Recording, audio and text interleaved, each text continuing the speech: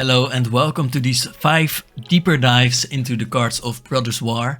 What I wanted to do for this preview season is that I would choose 5 cards at random from these all these previews that we got. And right now we got our first bingo on the bingo list that I made. So let's go through these cards. So the first one is Valagi Archaeologist. It's a 2 mana 0/3 human scout.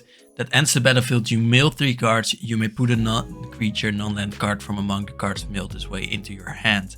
If you don't, put a +1 counter on them. So interesting, because right away this mechanic makes me think about Archaeologists and how when you mill 3 cards you sort of dig through the cards or through the sand with your shovel, and then you may put a non-creature non-land card from among the cards milled this way into your hand. So that means an artifact. So one of these war machines that you found, or one of these old spells, these instants or sorceries that you found. So that is very flavorful. If you don't, they grow, because otherwise you would get a 2 mana 0/3, which would be a feel bad. But a 1/4 is pretty good defensively. So I love that. I love the art as well, because it really makes us think about what it's like to find these huge artifacts, robots in the sand, and it makes us think about what happened before. And as we have on Earth, the people in Dominaria have a lot of history to unpack, and there is a lot that happened, but it's even more intense for them than it is for us. We might find some tanks and wonder what they are from, where they are from, but they find huge robots which must make them wonder. And the fact that this lady is out there with almost no equipment except her shovel is really interesting to me as well. Maybe this is just her backyard and it's really big. Something like that. Then we move on to our first story spotlight, which is interesting because that is really soon. But we see here that Saheeli is creating the temporal anchor with which Teferi will time travel. And we see that she does this in her own manner. In the art we see that the filigree, as the flavor calls it, style is that she's holding it up. She is still keeping the swirls and the natural forms, but this time she's creating something that should help you travel through time. So this is a really complicated machine as well. So we see a few blue spheres going up and stuff like that. So that is interesting. In the mechanics as well, we see that look at the top 5 cards of your library. You may reveal any number of artifact cards from among them and put the revealed cards into your hand. And that is cool because, for one, when you get 2, that is pretty good. And when you get 3, that is insane for 3 mana.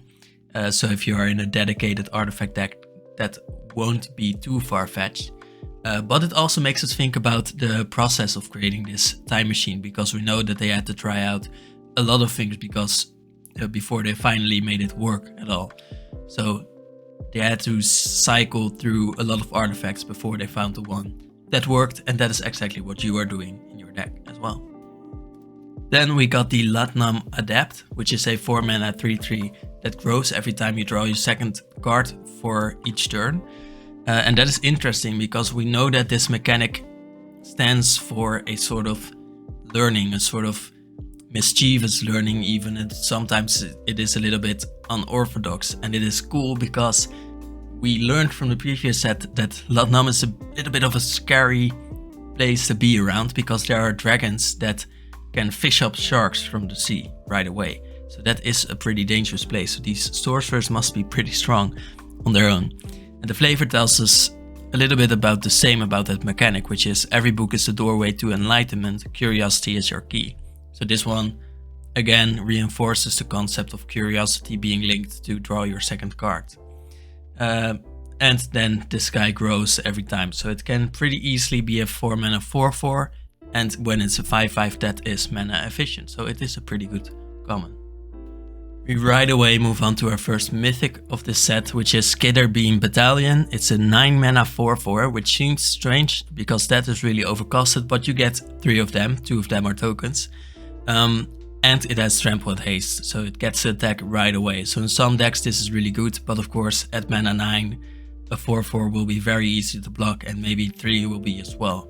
But the cool thing about this is this new mechanic, which is prototype. So for 5 mana you can create the same creature, so 3 trample haste creatures, but they are smaller, so now they are 2/2s, which are also very easy to block at this point, but the flexibility really gives you a few ways to get in more damage. And I think that is really a really smart thing, smart design for red, especially when we know that it is a color designed to be aggressive.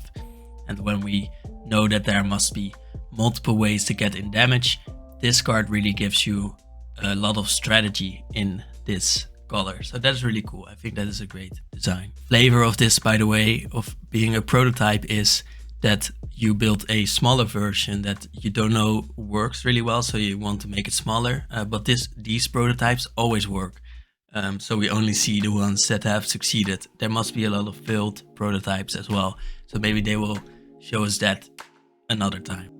Then we got a full art land Plains from Robin O'Lanson, which is a cool one because in this cycle we see a lot of big robots, and that is another thing. When we thought about the archaeologist, we think about this in the same way, because what if someone 1,000 years later finds this huge thing? What will they think? Will they think this is indeed just a car, or will they think it's a spaceship or something, and will they be inspired to build it? That is an interesting thing to think about, how history is transformed because we see it in a different way than it actually was. Maybe there actually were dragons on Earth, you know. But it is also funny to me because this is apparently just a matter of transport, or it seems that way, and that is pretty cool as well. But it is a walking factory, so maybe it needs to be this big, and that it becomes sort of a warship or something. But I think it's a cool solution to show that people needed cars still, and without actually using a car. So that is cool.